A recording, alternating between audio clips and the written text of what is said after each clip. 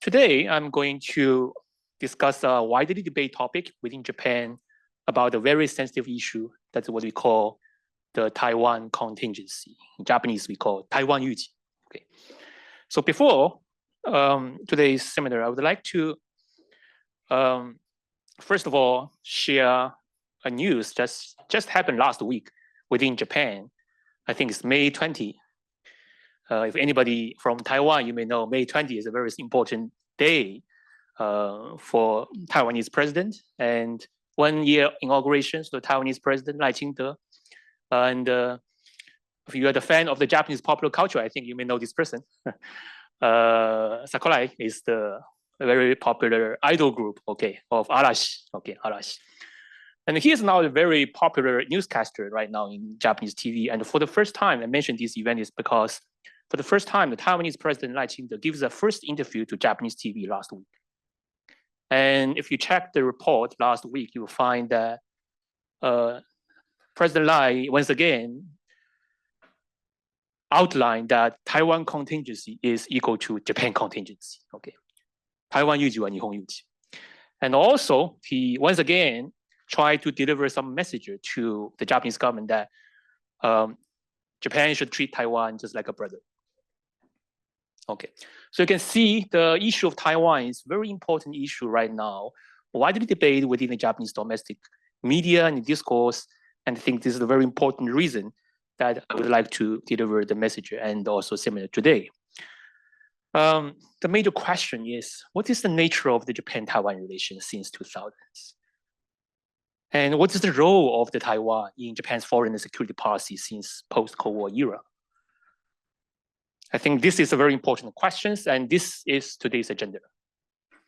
I guess that maybe some of our students or professors don't have a lot of knowledge about the background information about Japan-Taiwan relations. So first of all, I would like to spend a little bit of time on the brief overview of Japan-Taiwan relations. And then I will raise the puzzle for this seminar and this research. And then we'll see what is the theoretical resources that we can use to explain Japan's Taiwan policy. Following that, I will conduct 3 case studies, 2006, 2019, and 2021, to show how the Japanese government responds to the Taiwan issue in a different way. And finally, I will draw the conclusion. Particularly, I would like to draw 2 patterns of the possible Japanese government's response to the possible Taiwan contingency that might happen in the future. Okay, so for those who is not familiar with the China-Japan-Taiwan relations, first of all, I'd like to mention there are key words in the literature of Sino-Japanese relations that we call the 1972 system. 1972 system. I think everybody, if you know the history a lot, you can see the picture. Okay, in 1972 September, PRC, People's Republic of China, normalized its relation with Japan. We can see the Japanese Prime Minister Tanaka Kakue. You can see the Chairman Mao Zedong, and also Premier Zhou Enlai. Okay, Zhou Enlai. So during that year, Japan formally recognized PRC as the legitimate government of China. And Japan and China signed the joint communique of the government of Japan and the government of People's Republic of China based on, they will normalize their relations with each other. And definitely, this is something related to the US shifting foreign strategy against the Soviet Union during the Cold War. As all of us know, Nixon just visited China 1 year, 1 year before 1972. So after that, we see Japan still held unofficial ties with Taiwan, allowing Japan to balance economic and security interests between the 2 Chinas. Okay, there are 2 Chinas, one ROC in Taiwan, another is PRC in mainland. So when we talk about Japan's one China policy, actually from the field of our literature, we see that actually this is de facto 2 China's policy. Okay, you can see there are 2 elements in Japan's one China policy, or usually we will call it as so-called Japan formula, or in Japanese we call Nihon Hoshiki, Japan formula, which means that he de facto recognized there are 2 Chinese governments in Taiwan, mainland, and also you're separating the politics from economics. So to use 1972 as a line, you can see that before 1972, officially, okay, Japan officially recognized one China at a time and before after 1972. You see that before 1972, they recognized ROC as the legitimate government, but after 1972, you recognize the PRC as the legitimate government, but still maintain an official economic relation with the others. So I would say this is a very flexible relation with the two Chinas, in fact. And you can also see this ambiguous and very flexible stance in the 1972 Joint Communique, a combination of the both recognition and non-recognition. So we look at the official homepage of the Gaimensho, MOFA. Clause 2 of the Sino-Japanese communique say that, okay, the PRC government is the sole legal government of China, yes. And clause 3, okay, China reiterates that Taiwan is an inalienable part of PRC and the government of Japan fully, okay, here is the key point, understands and respects. I outline in red, okay. Understand, respects, okay, Japanese we call it rikai to soncho. It doesn't mean recognize, okay, just understand and respect the stand of government of the People's Republic of China. So until now, sometimes we still have some debates between Chinese government and Japanese government. I think just happened last year is the Chinese government definitely believed that, okay, the Japanese government support Chinese position on Taiwan. Japan said, no, please read this again. Okay, please read this again. So this is the tricky part. Okay, this is the tricky part. And okay, I mean, diplomatic words, understand and respect. So that's what happened during the Cold War, but how about the post-Cold War era? In the international system level, we see the shift of the Asian Pacific power structure. We see, first of all, the collapse of the Soviet Union in 1991. And then all of those shelf issues suddenly emerged, for example, like Senkaku Diaoyu Island issue and also the history issue. But particularly Taiwan issue, okay, Taiwan issue. Everybody know what happened in 1996. Sino-Japanese territory and historical tension increased, but also with the combination of 1995, 1996 PLA military exercises across Taiwan Strait.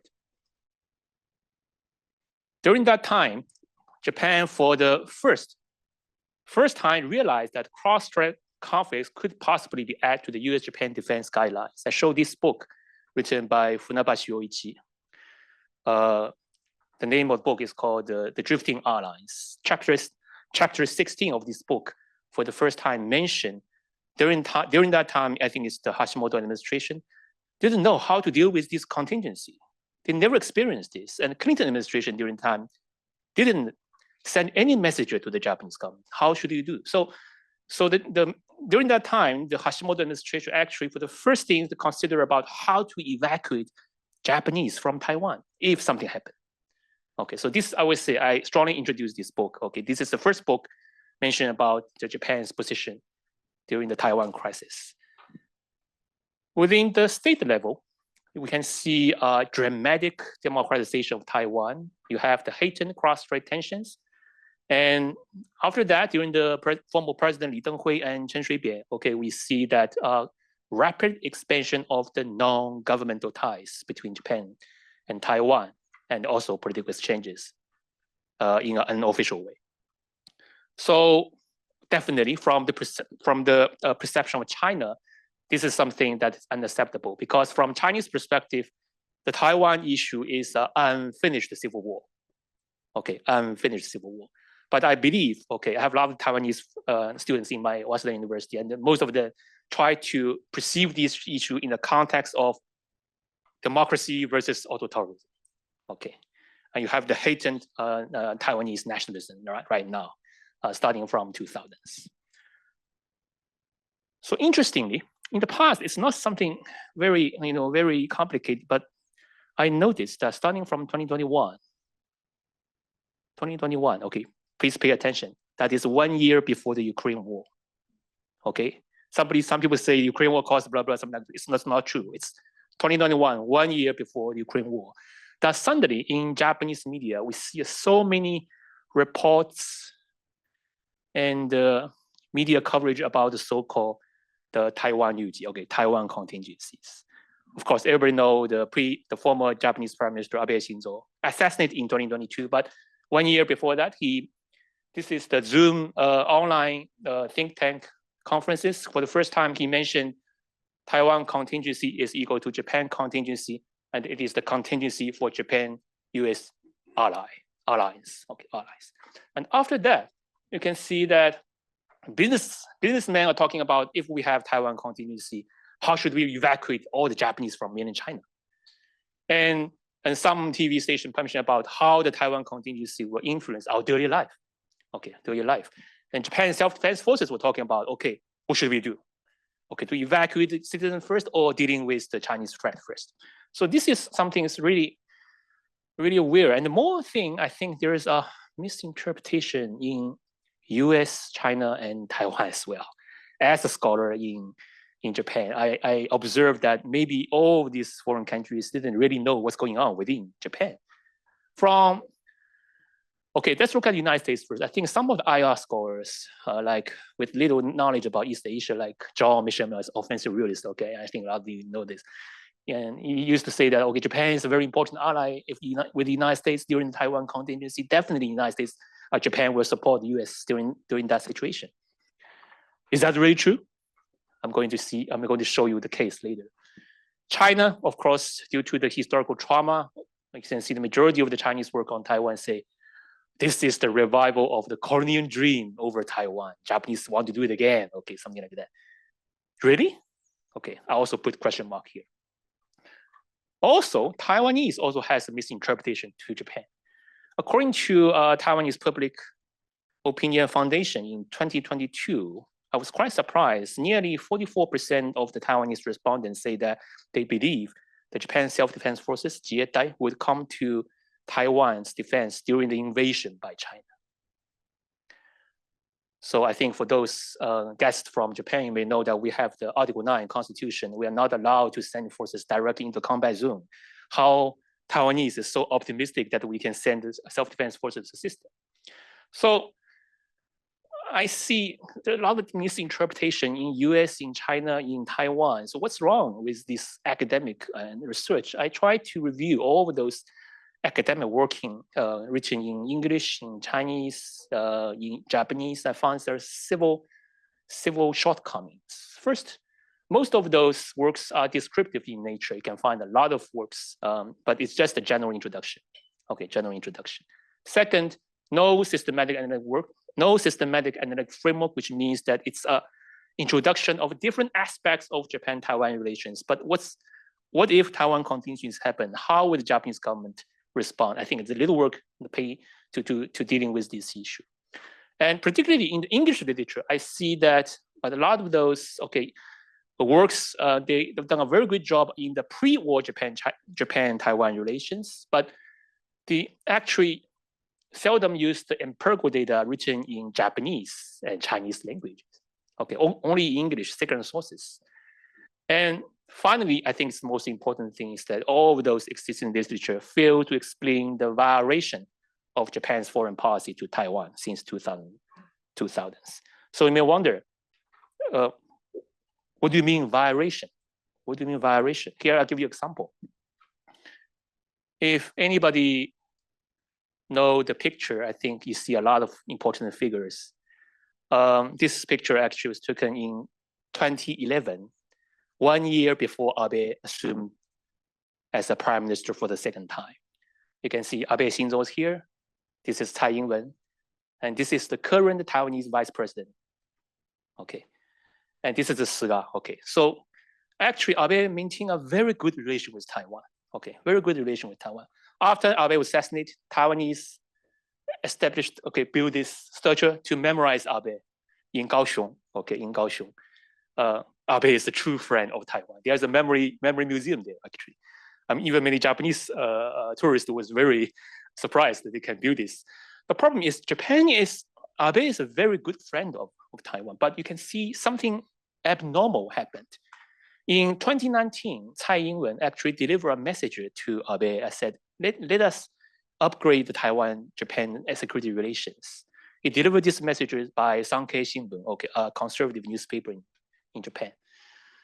So most of the analysts believe that Abe is definitely pro-Taiwan prime minister. Okay, conventional assumptions, of course, he is the pro-Taiwan politician.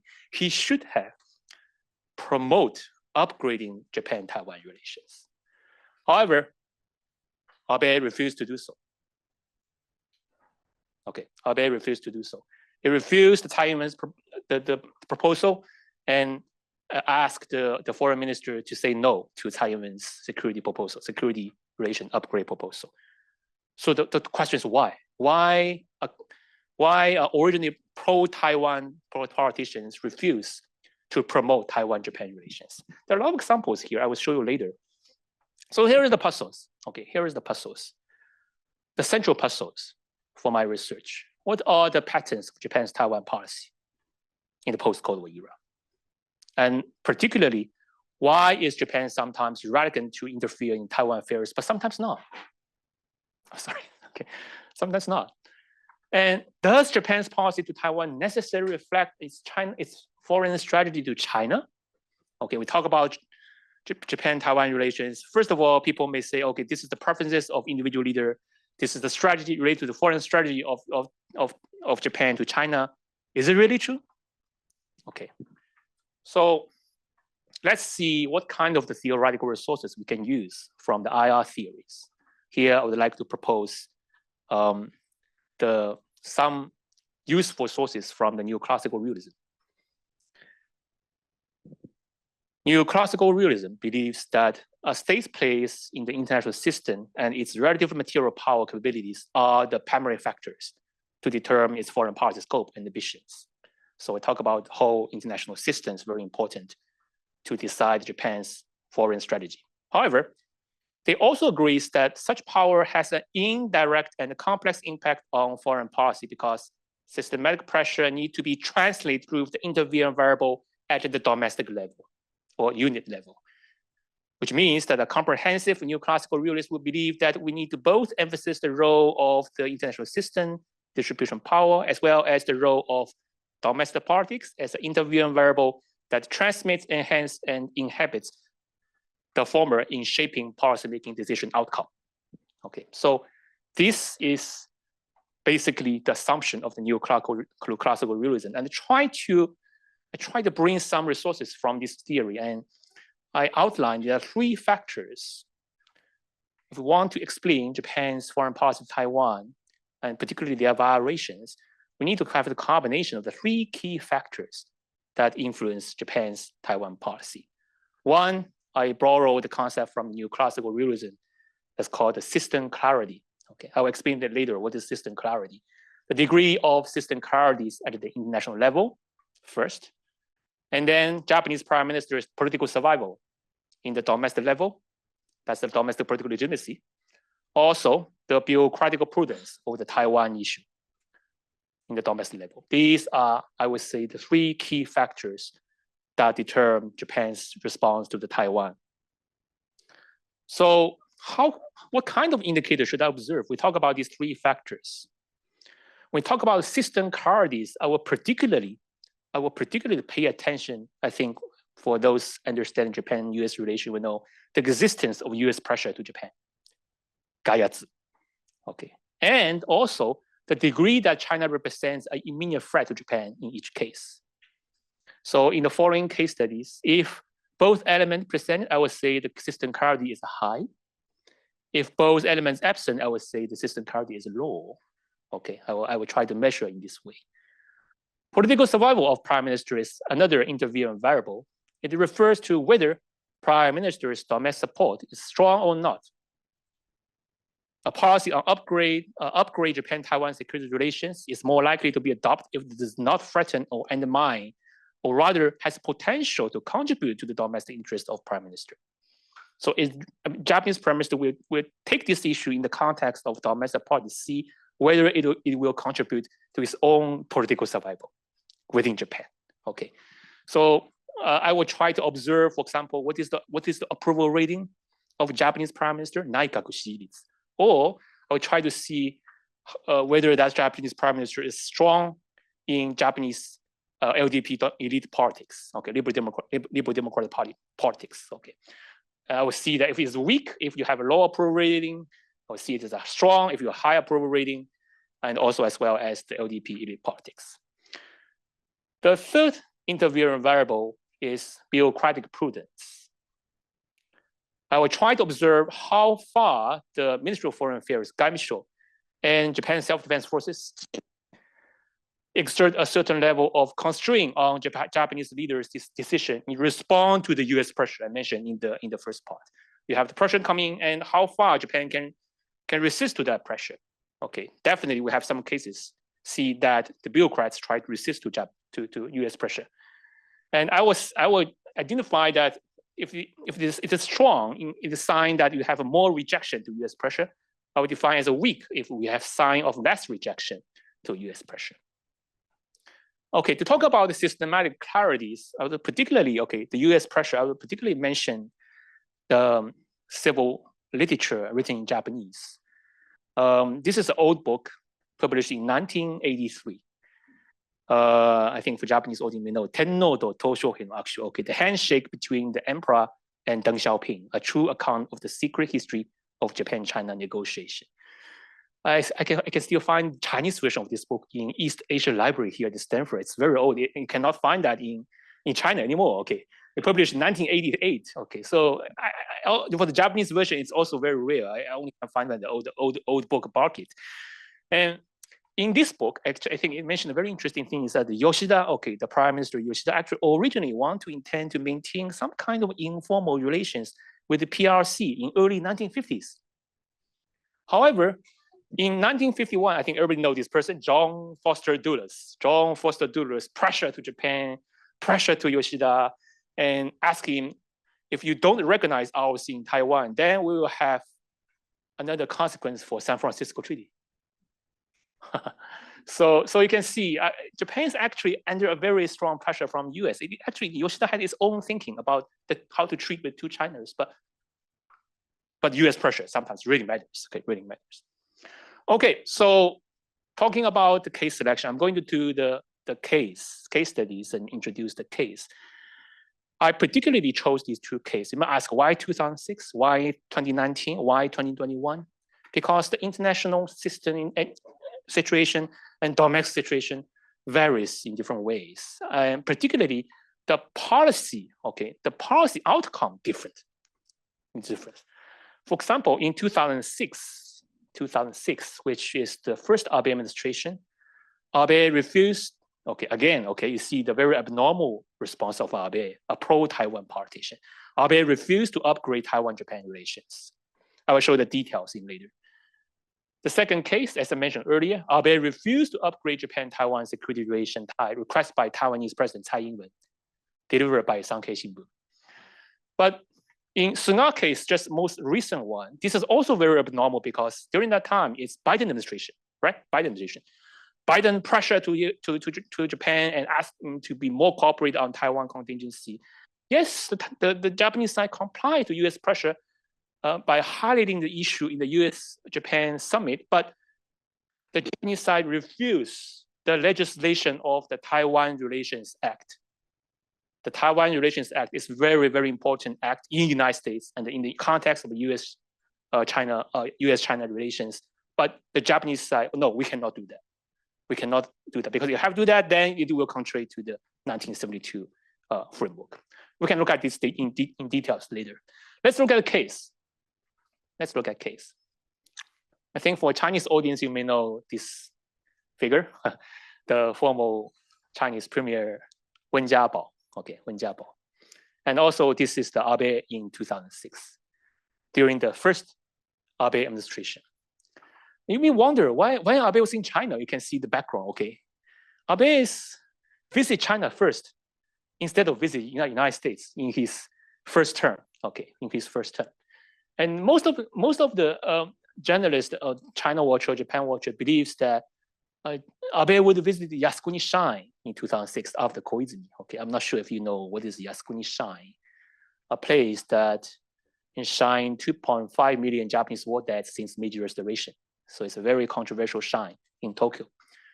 And Abe used to mention that, I will visit Yasukuni Shrine if I become the prime minister, but he didn't. He didn't. And instead, he visited China. Instead of Yasukuni. He visited China first, and then has an unexpected ice-breaking top leader summit with Wen Jiabao as well as Hu Jintao in 2006. And for the whole term, he didn't visit Yasukuni-Shrine, the first term, okay, first term. So how about Taiwan-Japan relations during that time? I mentioned this is because you really need to know what is the background information in the first Abe administrations. To apply my framework into the first case, the policy outcome is no upgrade to Taiwan-Japan relations. First of all, the systematic clarity, I would say it's law. It's law, which means that, first of all, you don't have US pressure to Japan during that time. Actually, United States and Japan cooperate with each other and co-managing the Taiwanese independence under the Chen Shui-bian government, because Chen want to push Taiwan into the independent. And I think during that time, the US president is George W. Bush, right? George W. Bush, I think. Yes, George W. Bush. So they're actually, okay, the Hu Jintao and actually the US government is trying to control the Taiwan. So there's no pressure to Japan. And also, Hu Jintao, okay, is actually a very moderate, unlike today, okay, it's a very moderate leader. Actually, he proposed a new thinking on Japan. Okay, we just don't talk a lot about history issue, just maintain good relations with Japan. So actually, China's threat to Japan during that time is also not that threatening, okay? It's not that high, okay? So I would say system clarity is low. Political survival. I identify it as a moderate, not high or low, but moderate. I did that with reasons. I had a chance actually to do a 3-hour interview with Miyamoto Yuji. Mr. Miyamoto Yuji is actually the former Japan ambassador in Beijing during the first Abe administration. We had a three-hour talks with each other. And I was quite surprised because I was writing my first book on Yasukuni-Shrine controversy between China and Japan. He suddenly mentioned about Taiwan. Okay, Taiwan. And he said that Abe, okay, as a new leader, he won the LDP elections, but actually he is worrying about the upcoming upper house elections in 2007. So as a leader, he needs to show some achievements, political achievements. I did a better job than Koizumi, okay? So the only one thing is that to improve relation with China, okay? So because of this, he refrained from visiting Yasukuni-Shrine. And also, I was quite surprised when I do the interview is that he said that he asked Aso Taro, okay, I'm not sure if you know, Aso Taro is the current vice prime minister, okay? It's not a very important figures within the LDP. He asked Aso Taro to deliver the message to the Taiwanese politicians that please don't come to Japan. Please don't come to meet me, okay? Because I'm going to Beijing. I'm going to Beijing. For what? For preparing the up-house elections, okay? For preparing the up-house elections. So please, okay, please don't come to Japan. So you can see the complicated calculation. That's not calculated from the foreign strategy. That's calculated from the domestic affairs. And after talk with the Miyamoto Yuji, actually, I find that, well, exactly because Abe is a conservative and a pro-Taiwan politician in Japan, he will be able to do that. If a pro-China politician do that, definitely you will be attacked by conservatives and hawkish politicians within LDP. Okay, so you can see it's very interesting that exactly because you are conservative and hawkish, you can make a compromise. Okay, you can make a compromise. Bureaucratic prudence, I would say the moderate. Well, Miyamoto Yuji is the China school within the MOFA, and because we don't have high intensity of US pressure, we didn't see a lot in this part, okay, because no need to resist. But we can see it in the final case. But so I put this as a moderate, okay, always their China school within the MOFA. Okay, let's look at the Trump 1.0. This is what happened in Osaka. I think it's 2019, okay, 2019. It's a very typical, very symbolic picture, right? You have Donald Trump, okay, Xi Jinping, very, very similar to today, okay. But the Japanese prime minister changed, okay, Japanese prime minister changed. Some students say, why they put this in just one table? Okay, so narrow. Okay, so narrow. Okay, so of course Abe wants to try to mediate the two sides. Okay, mediate the two sides. I would say examining the second case is very meaningful because it's very similar to today's situation. Now we have the Trump 2.0. Again, the outcome is no upgrade to Taiwan-Japan security relations. I copied from directly from the photo of the Sankei Shimbun. It's the scoop during that day. Okay, let's see. Saisoto, Nihon, Ambo Taiwan Yose. Okay. The Tsai Ing-wen asked the Japanese side to upgrade security ties, but the Japanese side refused. So let's look at the different factors change based on the situation during that time. The system clarity, I would say, is moderate. Definitely, okay, we see the intensity increased under the Trump 1.0 administration. We have the US-China rivalry, particularly just like today, trade war. But one thing, I didn't see any pressure from US over the Taiwan issue initiated by Trump. And actually, we see that Xi Jinping and Abe, they have top leaders summit since 2014 due to the island controversies. Actually, China and Japan during time achieve some certain kind of dialogue, formally or informally, to try to maintain the relations. So I can see that during that time, Japan is trying to tactically cooperation with China and also try to maintain its US-Japan allies. I think there are a lot of experts on Sino-American relations. Actually, I am trying to chase Donald Trump's preferences over Taiwan. And I think it's very important as well today. And please correct me if I'm wrong, but this is the only evidence I found published in 2020, written by John Bolton. I think everybody knows who is John Bolton. And I try to find any important evidence that can indirectly show Donald Trump's preferences on Taiwan. And according to John Bolton, he said, okay, of course, this is informal. In the briefing room, they said, President Trump would point to the tip of his pencil and say, this is Taiwan. And would point to this desk and say, this is China. Okay, so you can see he's highlighting the president's focus on the size and the perceived importance that Taiwan is small, okay, China is big, so, he didn't say that, So I tried to chase, I think in the first press conferences in January this year, maybe February, some journalists in the US again try to ask Donald Trump, what's your position to Taiwan? He tried to say, we are going to make good relations with Xi Jinping, something like that. Try to avoid to answer the question directly.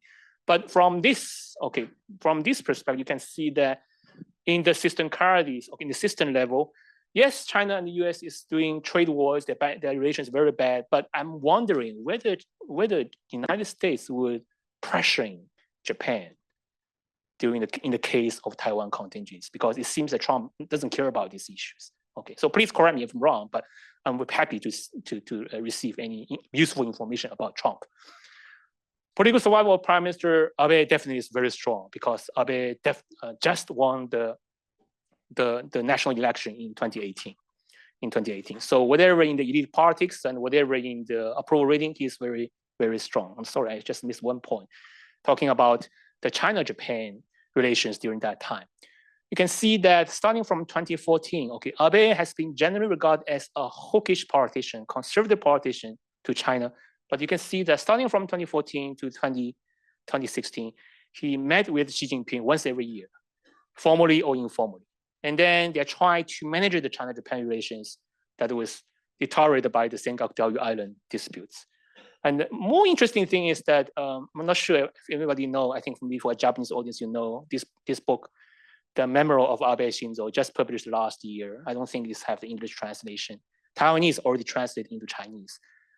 And he mentioned a lot of interesting things. You can see the background, Abe in 2017. That's when Donald Trump took the power. Abe in 2017, for the first time, become the first prime minister that attend the Chinese embassy's National Day party in Tokyo. And according to Abe Shinzo's memo, of course, on the surface, he was trying to please Donald Trump, try to say something good to contribute to Donald Trump's pressure. But according to Abe Shinzo, Kaisoroku, this memo, he said that Abe said that in the past, he had met with many presidents, US president, Obama, Bush, and all of them had a very high moral obligation that we need to protect the liberal world, okay, the Western liberal orders. But Donald Trump is exception. When he met with Donald Trump, okay, he wrote in this book, okay, when Donald Trump for the first time met with Abe, he said, Donald Trump asked him, why should we pay the bill to protect NATO? Okay, why should we do that? Okay, so he is actually very shocked about this because he used to talk with a lot of former presidents. I think this is really worth reading, and I hope somebody can translate later into English. Okay, it's a lot of inside stories, particularly also about Xi Jinping or his interaction with Xi Jinping. Okay, so yeah, this is about U.S. pressure in China. So yes, bill quite moderate here. We also have the China schools within the second Abe administration. We have the ambassador in China is Yogoi Yutaka. Okay, Yogoi-san. Okay, is also China school and just retired recently, a few years ago. And definitely he knows the China's red line on Taiwan issue. So the policy, okay, here is no upgrade. Now let's look at the third case. That's the Biden case.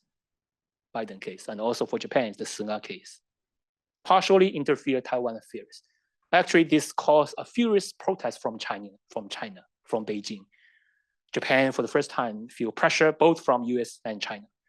System clarity, I will identify it as high. Because you have growing negative threat perception to China. In Japan, we know that we have the pandemics during that time. Chinese Coast Guard is trying to enter into the Senkaku Islands. And also you have the US pressure guided from Biden administration to I think the Biden administration realized that there is a possibility that China will launch attack to Taiwan. So they need to deliver a deterrence message to China that we will act. We will defend Taiwan. Okay, so I think this pressure also translates into the Japanese side. So originally, I think Japan should fully embrace to this pressure. Of course, we don't have Abe here. We only have Suga. But let's look at what happened in domestic level. Suga administration actually have a very low approval rating, about only 30%. And I was in Japan in 2021. That what I feel during that time is that Suga is a politician that's really good at domestic affairs, not foreign policy. Okay, he's really exhausted and use all this energy to dealing with whether we should postpone Tokyo Olympics or not under the pandemics in 2021. We are still in the middle of the pandemics. Okay, so definitely, okay, he's approving this law. He complied to U.S. pressure. However, according to Nikkei in April 23, 2021, I catch information from a journalist and also the officers within Japan that I find something interesting. Okay, interesting that the Biden administration sent Campbell, okay, I think it's Deputy Secretary of State, to Japan and pressure Japan on the full cooperation of the U.S.-Japan military cooperation on Taiwan contingencies. Particularly, we're highlighting that the Japanese side should have legislation on the Taiwan Relations Act, as I mentioned earlier, Taiwan Relations Act, which means that you will have to politically upgrade the Japan-Taiwan relations. And the Japanese side actually tried to deal with this in a very, I would say, very middle way, okay, a very smart way, the Japanese way of the pressure. Instead of comply with this pressure, the Japanese side actually, particularly the Ministry of Foreign Affairs, Kamisho, use another way, okay, try to avoid to have this legislation of Taiwan Relation Act. Instead, they propose that let's highlight Taiwan issue in the US-Japan top leaders summit in April. We can mention this perfectly, but we do not have this legislation. And we will also mention about this issue in the National Defense White Paper. Okay, so that explains the puzzle I show in the beginning is that why, okay, the Taiwan contingency becomes such a big issue in 2021, not 2022, Ukraine war. Okay, because we have US pressure, okay, in 2021, okay, 2021. And Zietai, okay, also was very confused about US pressure because they are really running out of manpower. They're not ready to interfere Taiwan and coordinate with, they need to coordinate with the Okinawa local government. The concern for them is how to evacuate thousands of Japanese citizens in those small islands near Okinawa. Okay, they don't have enough manpower. So So that's why you can see that we see the partially interfere Taiwan affairs, but actually Japan, in the bureaucratic level, try to resist realist pressure to a certain extent. Okay, to a certain extent.